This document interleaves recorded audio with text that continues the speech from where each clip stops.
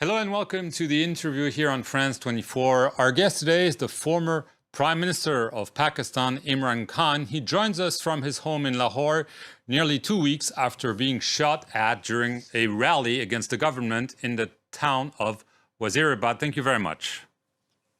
Pleasure, Marc.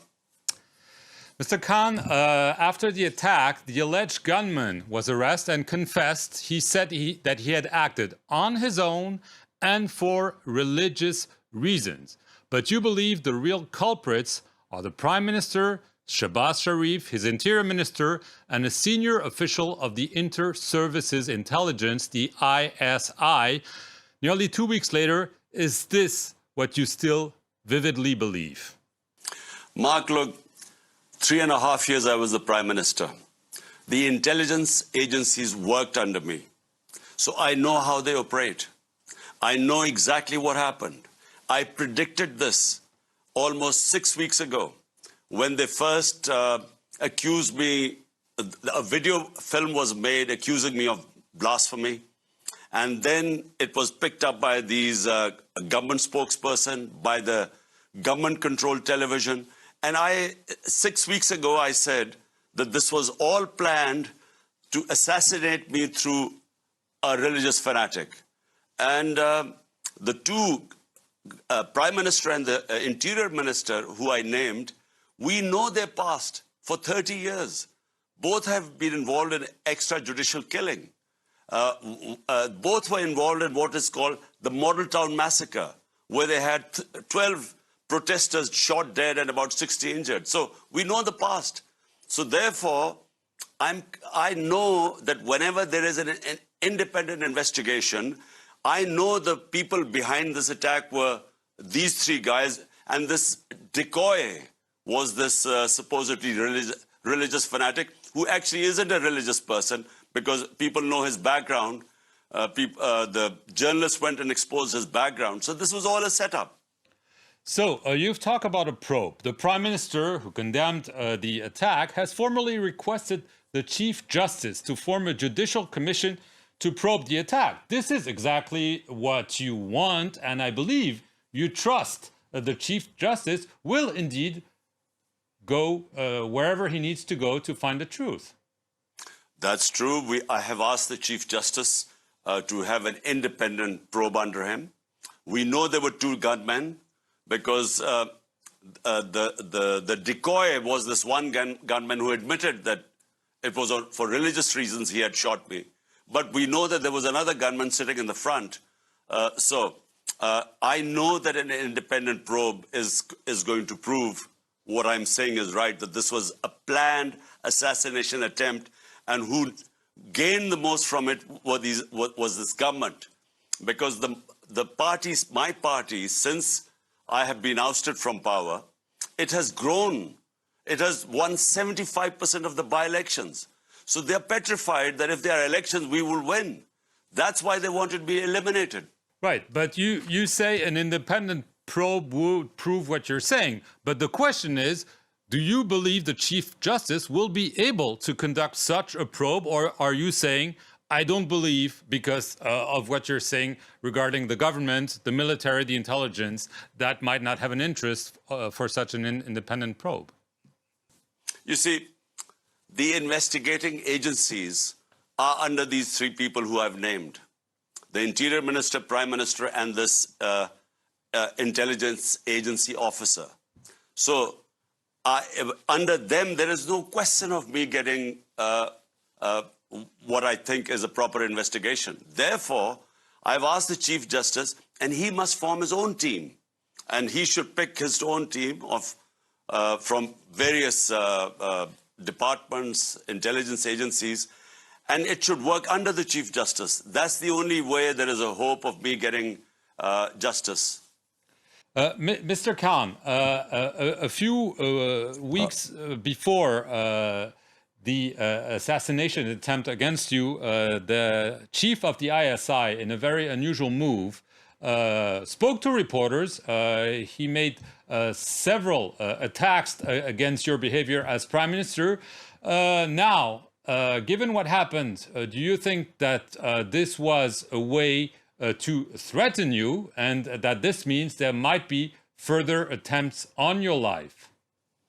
Well, firstly, Mark, the press conference which the head of the ISI did was very unadvisable.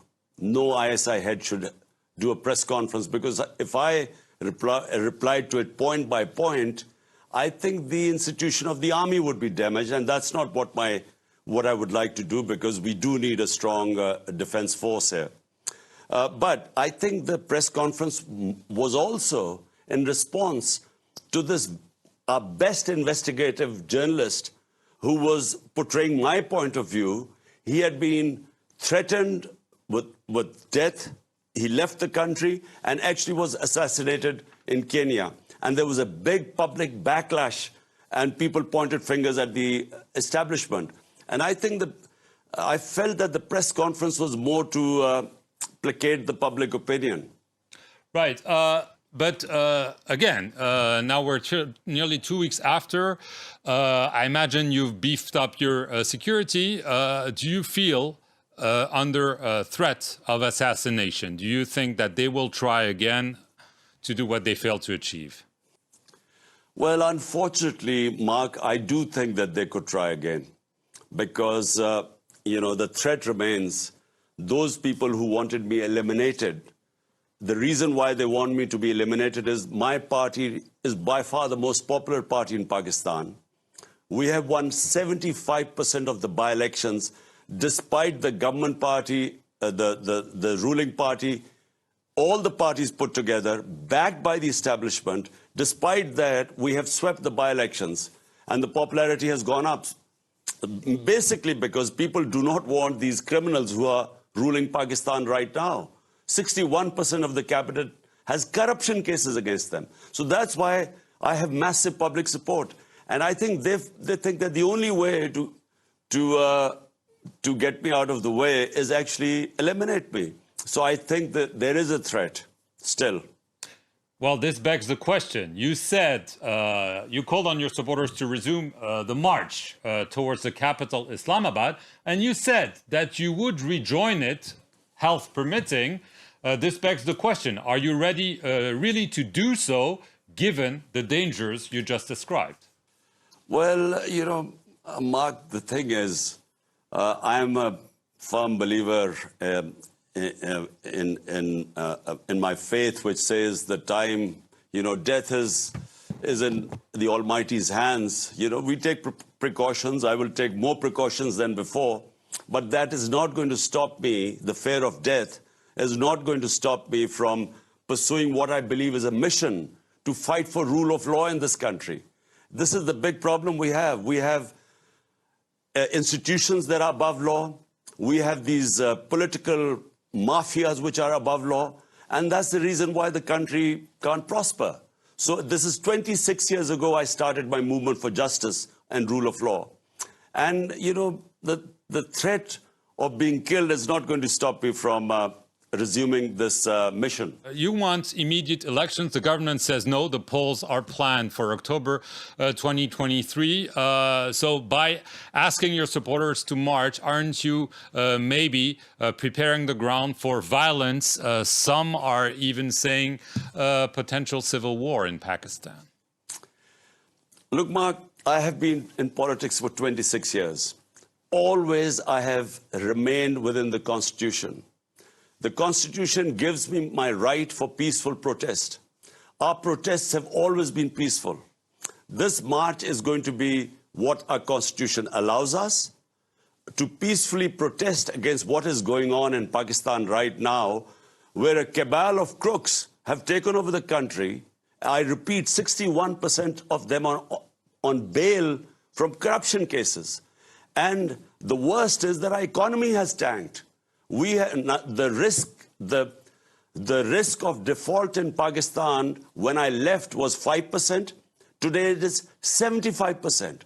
So the country is facing a looming economic crisis. All we want is to get out of this thing.